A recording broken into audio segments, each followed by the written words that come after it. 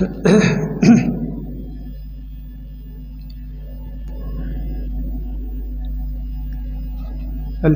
لله وكفى وسلام على عباده الذين اصطفى أما بعد فأعوذ بالله من الشيطان الرجيم قال الله تعالى في القرآن المجيد والفرقان الحميد ما كان محمد أبا أحد من رجالكم ولكن رسول الله وخاتم النبيين وكان الله بكل شيء عليما.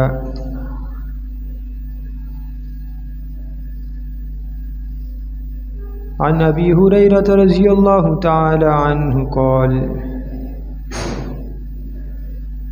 فإن أبا القاسم صلى الله عليه وسلم قال ويل للأعقاب من النار. صدق الله وصدق رسوله النبي الكريم ونحن على ذلك لمن الشاهدين والشاكرين والحمد لله رب العالمين.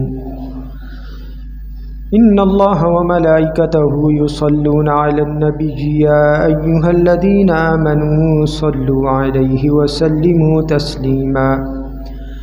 اللهم صل على محمد وعلى آل محمد كما صليت على إبراهيم وعلى آل إبراهيم إنك حميد مجيد. اللهم بارك على محمد وعلى آل محمد كما باركت على إبراهيم وعلى آل إبراهيم إنك حميد مجيد. وقال ربكم ادعوني أستجب لكم رب اشرح لي صدري ويسر لي أمري واحلل عقدة من لساني يفقه قولي واجعل لي وزيرا من أهلي.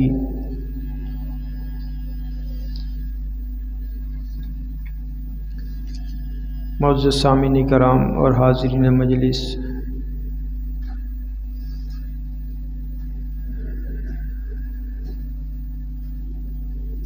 طویل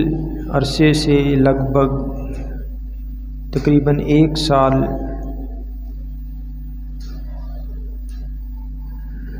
اور یہ 52واں جمعہ ہے، حضور نبی کریم صلی اللہ علیہ وسلم کے مبارک نام اسماء النبی صلی اللہ علیہ وسلم کے موضوع پر لب کشائی کرتے ہوئے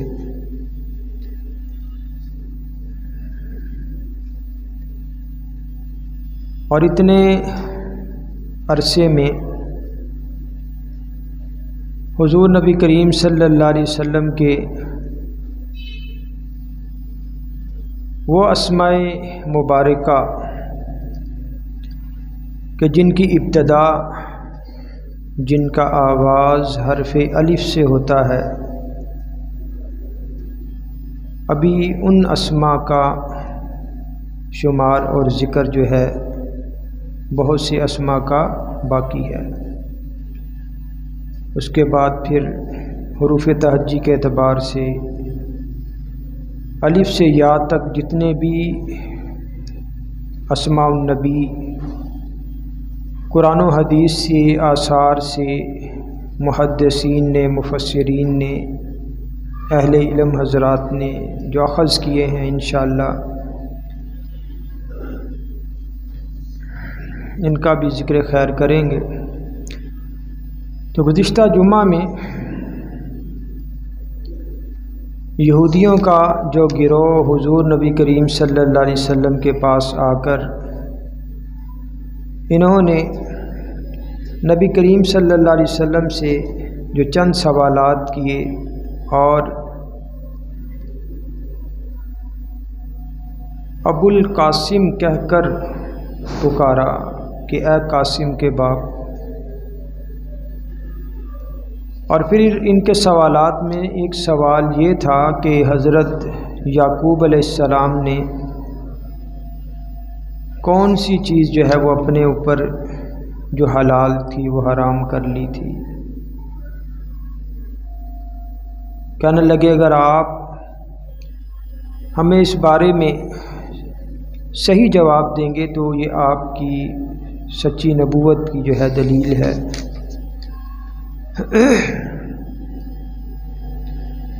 تو نبی صلی اللہ علیہ وسلم نے فرمایا کہ ایک بیماری کی وجہ سے حضرت یعقوب علیہ السلام نے نظر مانی کہ اگر اس بیماری سے اللہ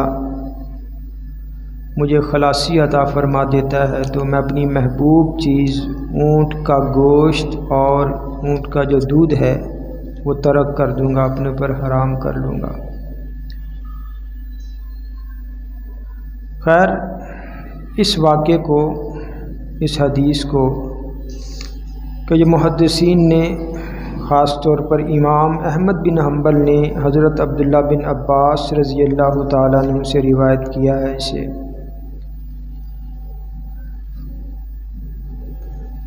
تو قطع نظر اس سے کہ اس واقعے کو اور ان حالات کو قرآن پاک میں بھی اللہ نے ذکر کیا ہے، اور پھر اس چیز کا بنی اسرائیل کے ساتھ کیسے تعلق ہے یہ ایک تفصیلی بحث ہے۔ تو اس سیاق و سباق کو ہم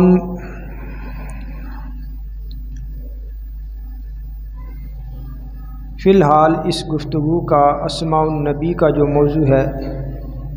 اس کا حصہ نہیں بناتے، ورنہ بات جو ہے طویل ہو جاتی ہے۔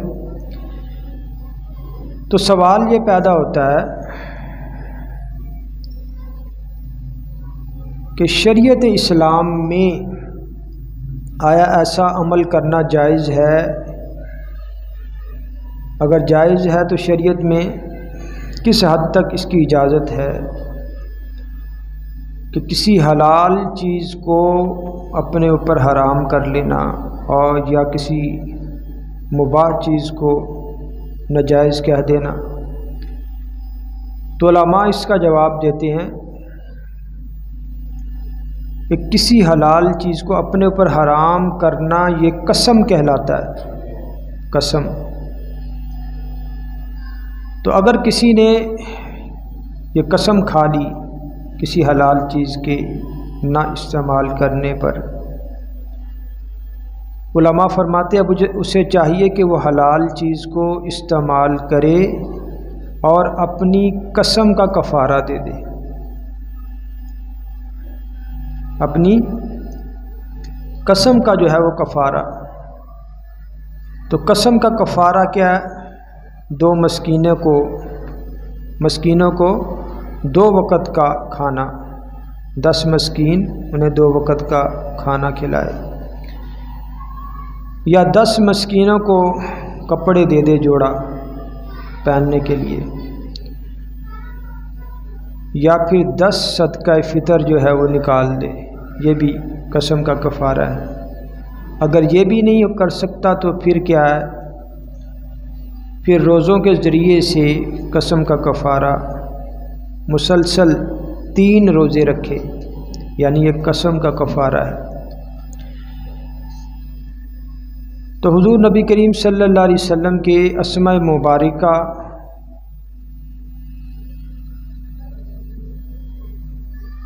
غالباً مولا شیخ سعدی رحمہ اللہ کا یا مولا رومی کا قول ہے کہ بعد از خدا بزرگ توئی قصہ مختصر، کہ نبی صلی اللہ علیہ وسلم کی ذات کے بارے میں فرمایا کہ اللہ کی ذات کے بعد جو بزرگ ترین ہستی ہے وہ حضور نبی کریم صلی اللہ علیہ وسلم کی ذات ہے۔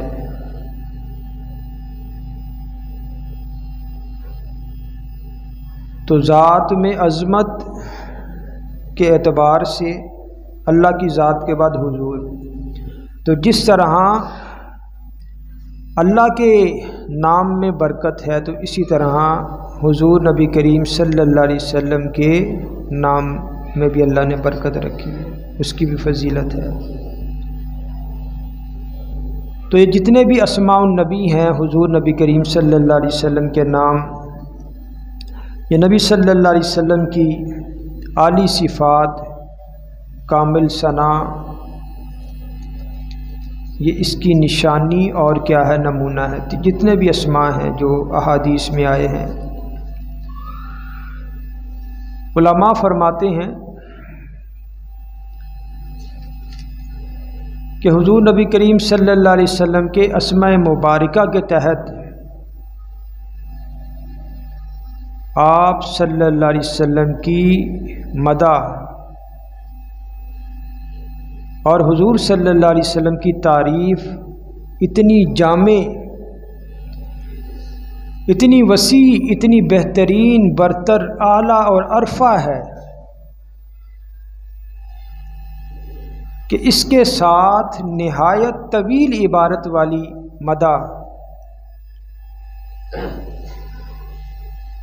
اس کو برابر کرنا مشکل ہے۔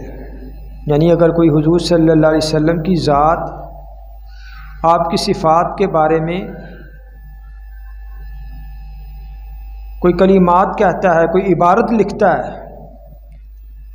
اور ایک طرف حضور صلی اللہ علیہ وسلم کے اسماء مبارکہ میں سے کوئی اسم آ جائے، تو نبی صلی اللہ علیہ وسلم کی صفات، آپ کی مدح کا حق وہ عبارت اتنا نہیں ادا کرتی جتنا حضور صلی اللہ علیہ وسلم کا مبارک نام آپ کی صفات کو بیان کرنے کا حق ادا کرتا ہے۔ کیونکہ جو معارف اور مطالب، اسرار و رموز، فضائل و مناقب، انوار و برکات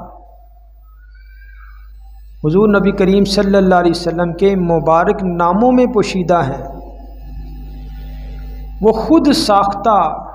عبارت میں نہیں پائے جا سکتے۔ یہ حضور صلی اللہ علیہ وسلم کے اسماء مبارکہ کو یہ خصوصیت حاصل ہے اور یہ اعزاز حاصل ہے۔ تو لہٰذا اسماء النبی صلی اللہ علیہ وسلم کے ذریعے محبوب کل جہاں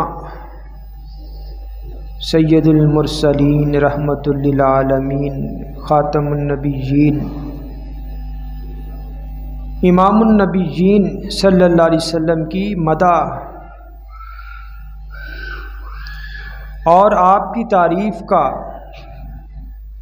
یہ طریقہ نہ صرف منفرد، عجیب، دلکش اور بلکہ فرمایا کہ یہ نور علی نور ہے۔ حضور صلی اللہ علیہ وسلم کے اسماء مبارکہ کے ذریعے سے آپ کی تعریف کرنا۔ تو علماء فرماتے ہیں کہ جس طرح اللہ کے نام جو ہے ان کا ورد فضیلت کا باعث ہے، اسی طرح اسماء النبی کا اگر کوئی انسان ورد کرتا ہے تو وہ بھی بے شمار فضائل کا حامل بن جاتا ہے۔ ایک کتاب ہے دلائل الخیرات، اس میں اکثر اس میں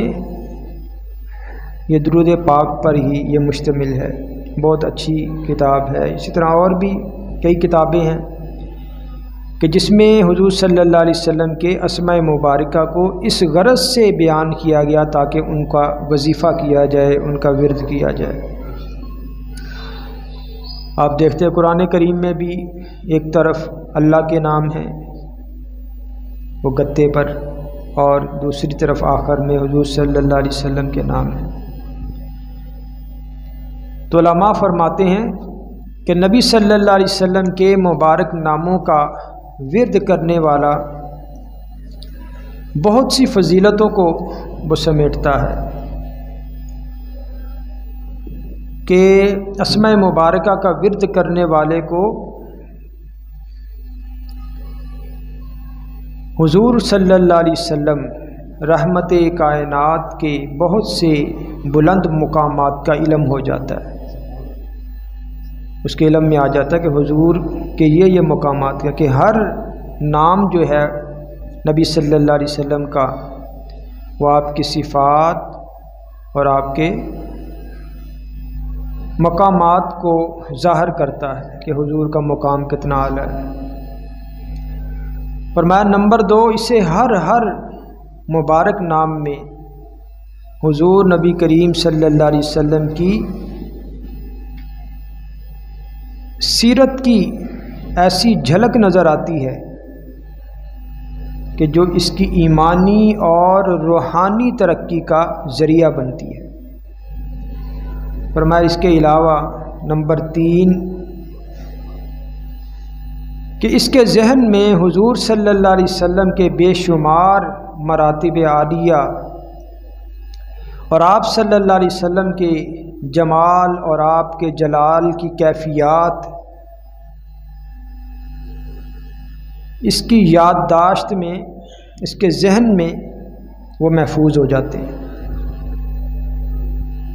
تو جن کی برکت سے وہ بے شمار بے مثال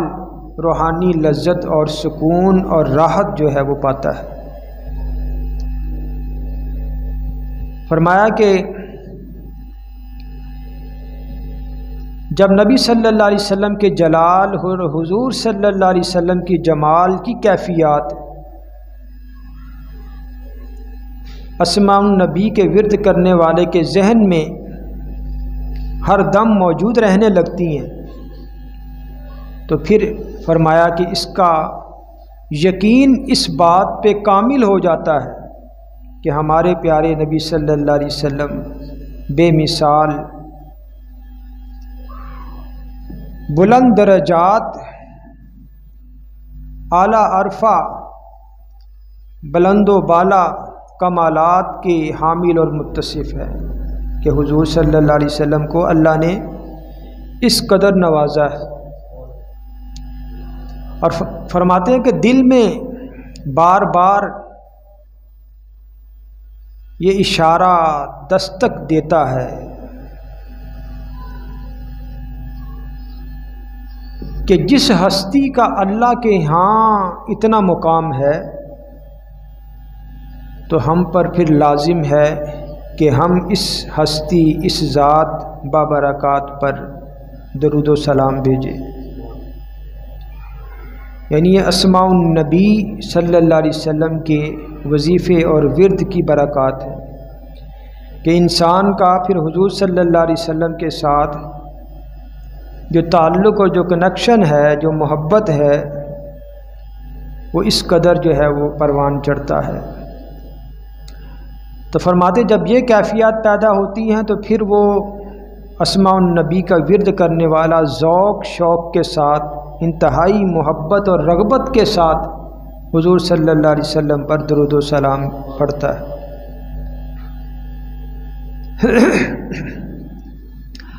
اور فرمایا کہ حضور نبی کریم صلی اللہ علیہ وسلم کے اسماء مبارکہ کا ورد یہ ایسا چراغ اور ایسی قندیل روشن کرتا ہے کہ جس کی برکت سے سینوں میں شرح صدر اور دلوں میں اطمینان قلبی پیدا ہوتا ہے کہ اس کی برکت سے انسان بہت سی روحانی جو منازل ہیں وہ طے کرتا ہے۔ اور فرمایا کہ اسماء النبی کا ورد کرنے والا یہ محسوس کرتا ہے کہ اللہ کی خاص رحمت اس پر جو ہے وہ مسلسل اتر رہی ہے۔ فرماتے ہیں کہ اسماء النبی کا ورد کرنے والا یہ دل میں حضور نبی کریم صلی اللہ علیہ وسلم کی اس قدر محبت پیدا ہو جاتی ہے کہ پھر اس محبت میں اضافہ ہوتا چلا جاتا ہے۔ تو فرمایا کہ جب محبت میں اضافہ ہوتا چلا جائے گا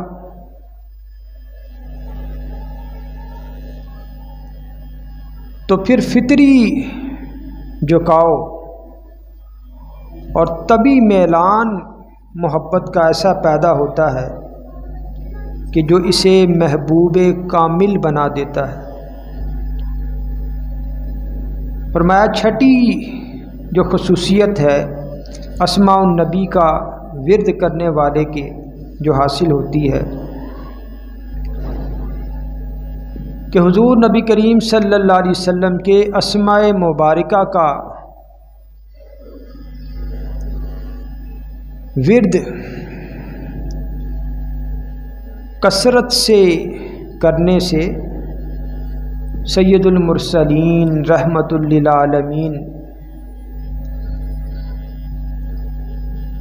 آپ صلی اللہ علیہ وسلم کے ساتھ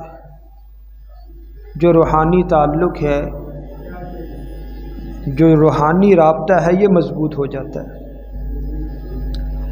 اور اس بلند ترین مقام کہ جو ان سچے عاشقوں کا ہے کہ جو حضور صلی اللہ علیہ وسلم کے مکمل شیدائی ہیں، یہ مقام اس اسماء النبی کے ورد کرنے والے کو حاصل ہو جاتا ہے۔ فرمایا کہ حضور نبی کریم صلی اللہ علیہ وسلم کے اسماء مبارکہ کا ورد کرنے والے کو اللہ کی ایسی رضا حاصل ہوتی ہے کہ جس سے شیطان، جس سے ابلیس لعین ذلیل اور رسوا ہو جاتا ہے۔ فرمایا کہ اسماء النبی صلی اللہ علیہ وسلم کا ورد کرنے والے کو خواب میں سید الاولین والآخرین کی زیارت نصیب ہوتی ہے، اور فرمایا کہ اسماء النبی صلی اللہ علیہ وسلم کا ورد یہ دعاؤں کی قبولیت اور حاجات کے پورا کرنے میں یہ ایک مجرب کا درجہ رکھتا ہے کہ یہ بہت بڑا ذریعہ ہے دعاؤں کی قبولیت اور حاجات کے پورا کرنے میں، نبی صلی اللہ علیہ وسلم کے اسماء مبارکہ کا ورد۔ تو لہٰذا علماء فرماتے کہ جب اسماء النبی صلی اللہ علیہ وسلم کا ورد کریں تو پھر یہ قبولیت کی گھڑی ہے، دعا کی قبولیت کی گھڑی ہے،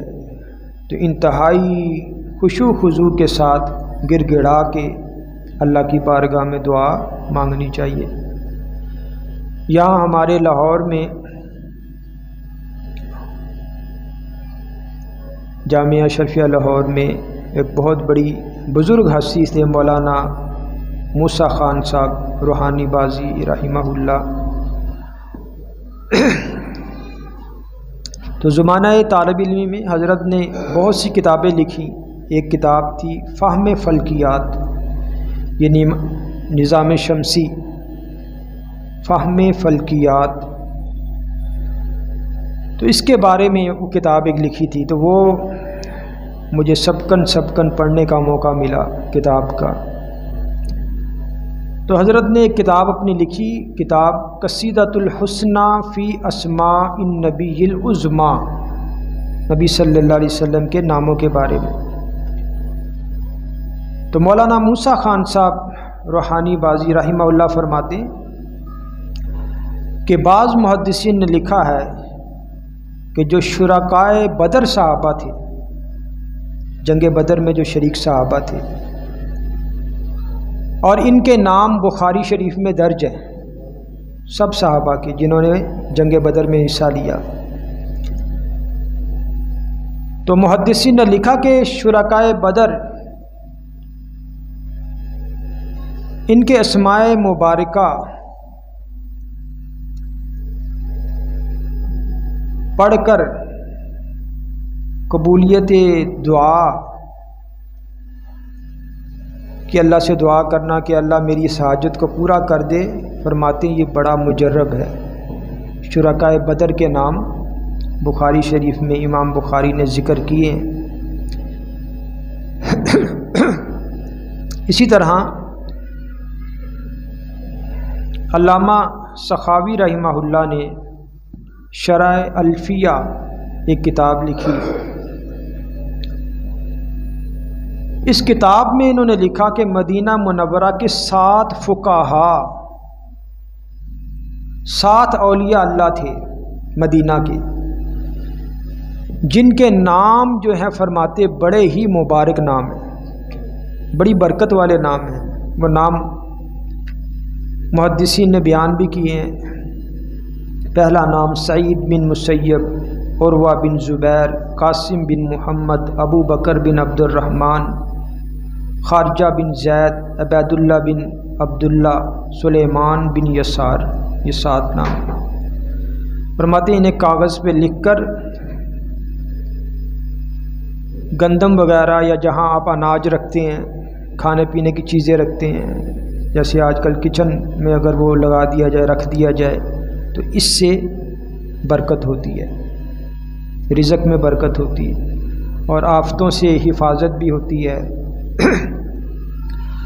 اسی طرح فرماتے ہیں سر کا درد بھی زائل ہو جاتا ہے، تکلیف وغیرہ کوئی بھی ہے۔ اسی طرح اصحاب کہف کے جو نام ہیں علماء نے ان کے بھی فائدے لکھے، تو محدثین اور اولیاء کرام نے اپنے تجربے سے اصحاب کہف کے ناموں کے چند فائدے انہوں نے بیان کیے کہ ہر آپ کی حاجت پوری ہوگی، یہ نام پڑھ کے دعا کریں، کوئی اگر مفرور ہے، کوئی بھاگا ہوا ہے تو وہ واپس آ جائے گا، اگر کہیں آگ لگی ہے تو کہتے ہیں یہ اصحاب کہف کے جو نام ہیں یہ اس میں ڈال دیے جائیں تو وہ آگ بجھ جائے گی۔ اسی طرح کوئی بچہ روتا ہے، کھیتی کی حفاظت مقصود ہے، اور تکالیفیں بخار، سر درد وغیرہ، مال کی حفاظت۔ اب اصحاب کہف کے نام یہ بھی علماء نے ذکر کیے، اور نام کیونکہ ان کا تلفظ مشکل ہے، پہلا نام ہے مکسل مینا رحمہ اللہ، دوسرا نام یملیخا، تیسرا مرتونس، چوتھا بینونس، پانچواں ساری نونس، چھٹا ذو نوانس، اور 7واں ہے کشفی تتنونس رحمہ اللہ۔ یعنی یہ 7 نام اصحاب کہف کے، اور 8واں ان کا کتا تھا، کتے کا نام کتمیر۔ تو بتانے کا مقصد ہے کہ علماء فرماتے ہیں کہ شرکائے بدر صحابہ کے نام بابرکت ہیں۔ پھر اس کے بعد مدینہ کے جو 7 فقہائے مدینہ کے جو 7 اولیاء اللہ تھے، ان کے ناموں میں اللہ نے اتنی برکت رکھی، اور اصحاب کہف کے ناموں میں اتنی برکت ہے،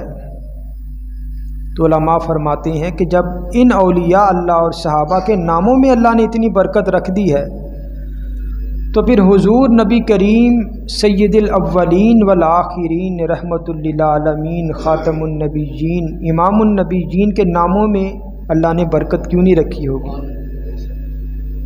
وہ کیسے مبارک نہیں ہوں گے؟ تو لہٰذا کیا ہے،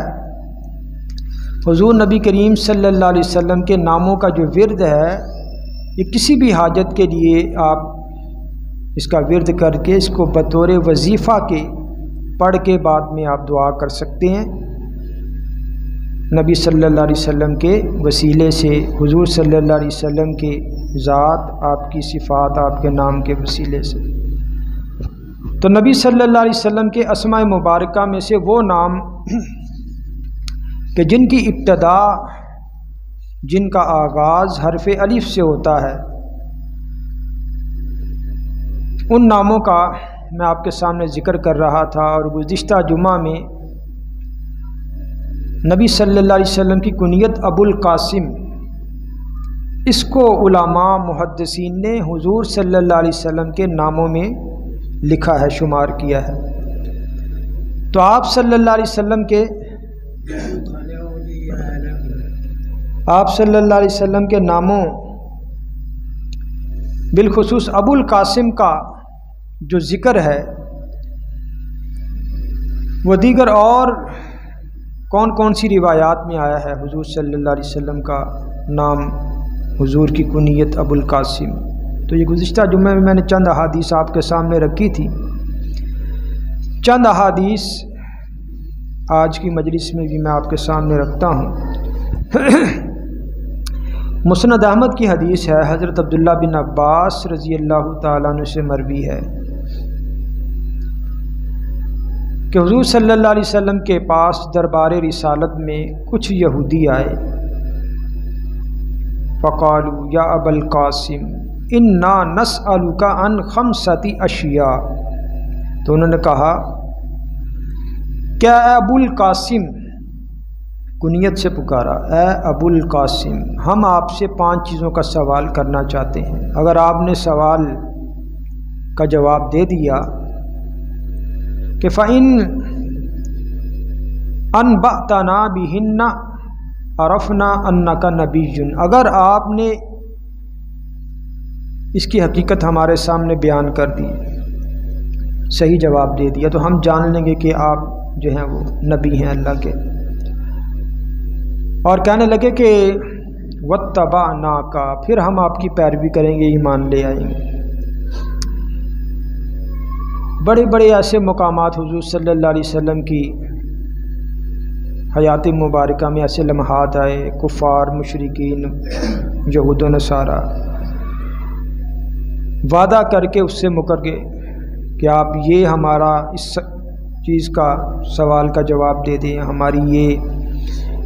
مطلوبہ معجزہ، اس کے مطابق معجزہ جو ہے آپ کر کے دکھائیں، ہم ایمان لے آئیں گے، لیکن مکر جاتے تھے۔ تو یہاں بھی کہنے لگے کہ اگر آپ نے صحیح جواب دے دیا تو ہم سمجھیں گے کہ آپ اللہ کے نبی ہیں۔ تو فَأَخَذَ عَلَيْهِمْ مَا أَخَذَ إِسْرَائِيلُ عَلَى بَنِيهِ إِذْ قَالُوا اللَّهُ عَلَى مَا نَقُولُ وَكِيلٌ۔ تو یہ صحابی کہتے ہیں حضرت عبداللہ بن عباس رضی اللہ تعالیٰ عنہ کہ نبی صلی اللہ علیہ وسلم نے ان سے پھر وعدہ لیا، جیسا کہ حضرت یعقوب علیہ السلام نے اپنے بیٹوں سے وعدہ لیا تھا کہ جب وہ کہہ رہے تھے کہ ہم جو کچھ کہہ رہے ہیں اللہ اس پر وکیل ہے اور ضامن ہے، کہا کہ قال ہاتو، حضور صلی اللہ علیہ وسلم فرمایا کہ ٹھیک ہے، اب آپ پیش کرو سوال، آپ کا کیا سوال ہے؟ قالوا اخبرنا عن علامت النبی، کہ آپ ہمیں بتائیں کہ نبوت کی اور نبی ہونے کی کیا نشانی ہے۔ قال تنام عیناہ ولا ینام قلبہ، حضور نے فرمایا کہ اس کی آنکھیں تو سوتی ہیں نبی کی، لیکن اس کا دل نہیں سوتا۔ قالوا اخبرنا کیف تؤنس المرأۃ وکیف تذکر، آپ ہمیں بتائیں، دوسرا سوال، کہ عورت جب بچہ جنتی ہے تو یہ کیسے ہو جاتا ہے کہ اس کے ہاں بیٹا ہو جاتا ہے اور بیٹی کیسے پیدا ہو جاتی ہے؟ عورت کے رحم میں بیٹا کیسے بن جاتا ہے اور بسا اوقات وہ بیٹی بھی جن دیتی۔ فرمایا کہ قال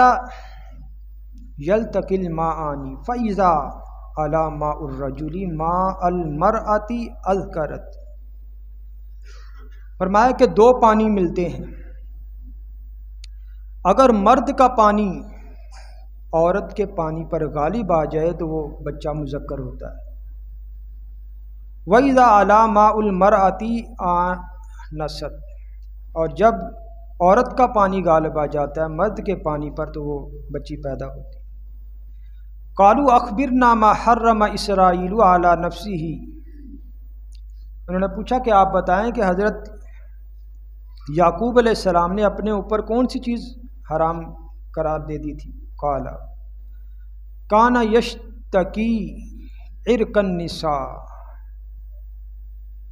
کہ حضرت یعقوب علیہ السلام کو عرق النساء ایک بیماری ہے، اس کی شکایت تھی۔ فلم یجد شیئا یلائمہ الا البانا کذا و کذا، کہ انہوں نے محسوس کیا کہ اونٹ کا گوشت انہیں جو ہے وہ سب سے زیادہ پسند ہے، تو پھر حضرت یعقوب علیہ السلام نے فحرم لحومها، تو حضرت یعقوب علیہ السلام نے اس کے دودھ اور گوشت کو اپنے پر حرام کر لیا کہ اگر اللہ مجھے اس بیماری سے شفا دیتا ہے تو یہ چیزیں میں اپنے اوپر کیا حرام قرار دوں گا، میں نہیں کھاؤں گا۔ قالوا صدقتا، تو یہودی کہنے لگے کہ آپ نے بالکل سچ کہا ہے۔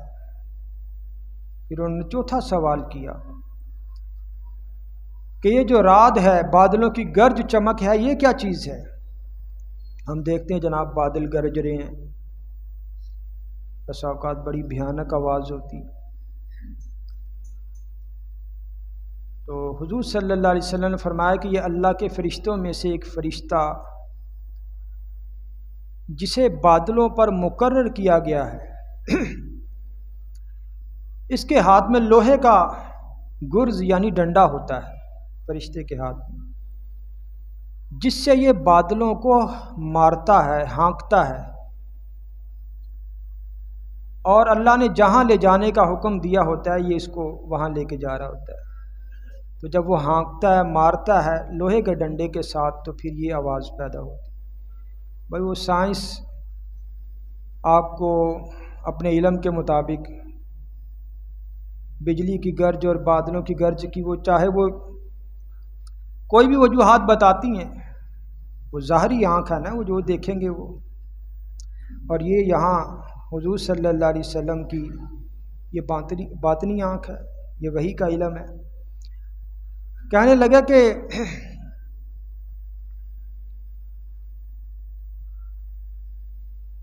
ہم جو آواز سنتے ہیں وہ کہاں سے آتی ہے؟ بادلوں کی گرج کی۔ حضور نے فرمایا کہ وہ اس کی آواز ہوتی ہے جو بادلوں کو مارتا ہے۔ انہوں نے کہا کہ جب اس سوال کا جواب دیا تو انہوں نے تصدیق کی کہ ٹھیک ہے آپ نے صحیح جواب دیا ہے، یعنی ان کو ان کے سوالات کے جوابات کا پتہ ہے، لیکن یہ امتحان کے طور پر حضور صلی اللہ علیہ وسلم کی کہ آپ سچے نبی ہیں۔ یاد رکھیے گا بسا اوقات یہی جو چیزیں ہیں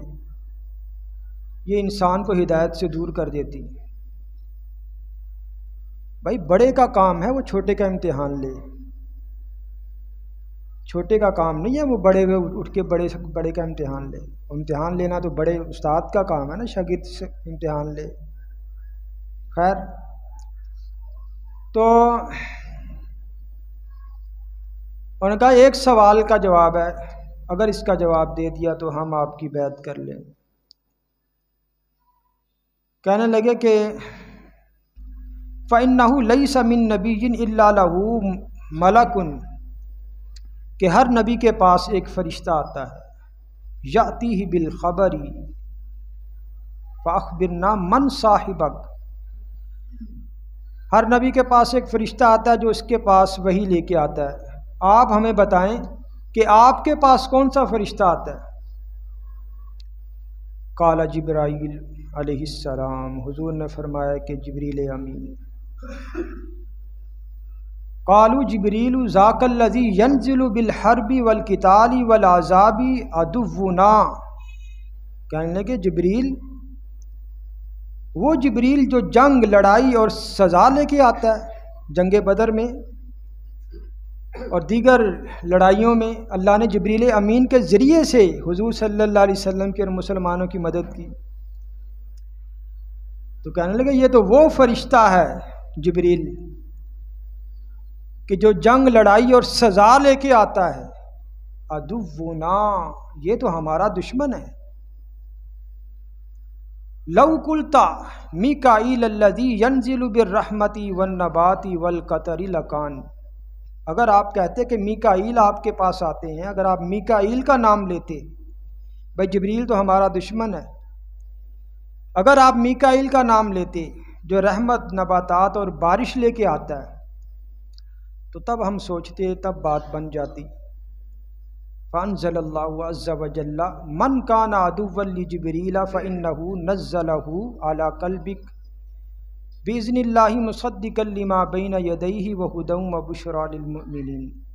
یہ سورہ بقرہ کی آیت نمبر 97 ہے۔ تو اللہ تعالیٰ نے پھر یہ آیت نازل فرمائی کہ دیکھو وعدہ کر کے اب جبریل امین سے دشمنی بہانا، اب وہ ہدایت سے وہ جو ہے انکاری۔ خیر،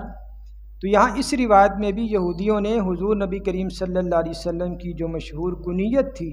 ابو القاسم، اس کا جو ہے وہ آپ کو ابو القاسم کہہ کر پکارا ہے۔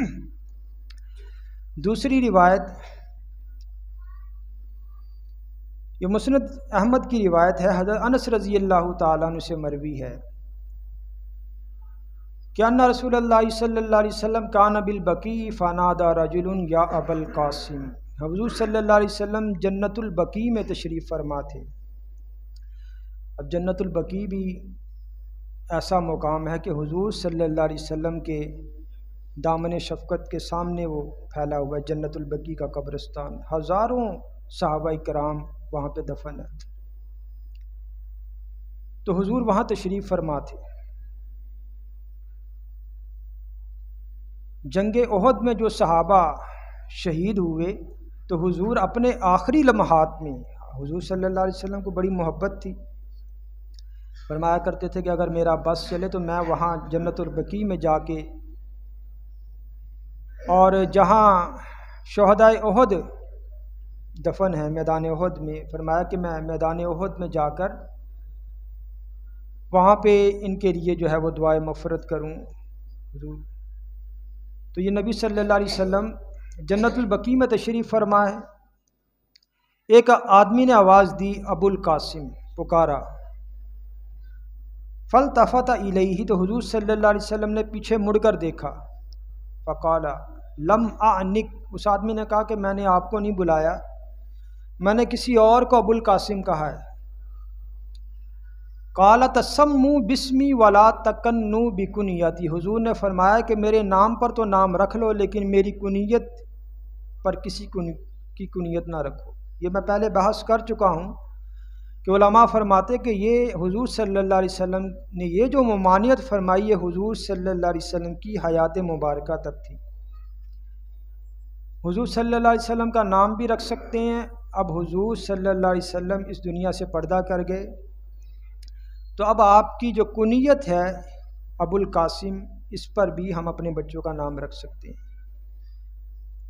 نبی صلی اللہ علیہ وسلم کے جتنے بھی اسماء مبارکہ ہیں، صحابہ کرام کے ہیں، تابعین کے ہیں، تبع تابعین کے ہیں، صحابیات کے ہیں، جب ہم اپنے بچوں کا نام رکھیں تو یہ ان ناموں کو ہم سامنے رکھیں، ان ناموں کو سامنے رکھیں۔ بھائی نام ایک ایسی چیز ہے کہ وہ آپ نے ساری زندگی اس نام سے اپنے بچے کو پکارنا ہے۔ تو جس طرح ہم بچے کی پیدائش پہ اس کے کان میں اذان دیتے ہیں تو اس کو پتہ چلتا کہ میں مسلمان کے گھرانے میں پیدا ہوا ہوں، تو اس کو نام بھی ہم وہ دیں کہ اسے پتہ چلے کہ ہم چلو اعمال کے اعتبار سے جیسے بھی ہیں لیکن ہماری نسبت کہاں ملتی ہے۔ اب پیدائش کے وقت کانوں میں تو اذان دے دی جاتی ہے، لیکن ساری زندگی پھر وہ بچے دیکھتے ہیں، پیدائش کے وقت انہیں خبر ہوتی ہے کہ جناب مسلمان کے گھرانے میں پیدا ہوں، لیکن جب آنکھیں کھولتے ہیں دیکھتے ہیں یار یہ تو سارے غیر مسلموں والے کام ہیں۔ خیر، اللہ تعالی ہمیں پورا جو ہے وہ دین پر چلنے کی توفیق عطا فرمائے۔ تو یہاں اس روایت میں بھی کیا ہے، حضور صلی اللہ علیہ وسلم کی کنیت ابو القاسم کا ذکر ہے۔ باقی انشاءاللہ حضور صلی اللہ علیہ وسلم کے اسماء النبی کا ذکر آئندہ، دعا ہے اللہ تعالی ہمیں سمجھ کی اور عمل کی توفیق عطا فرمائے۔ وما علینا الا البلاغ۔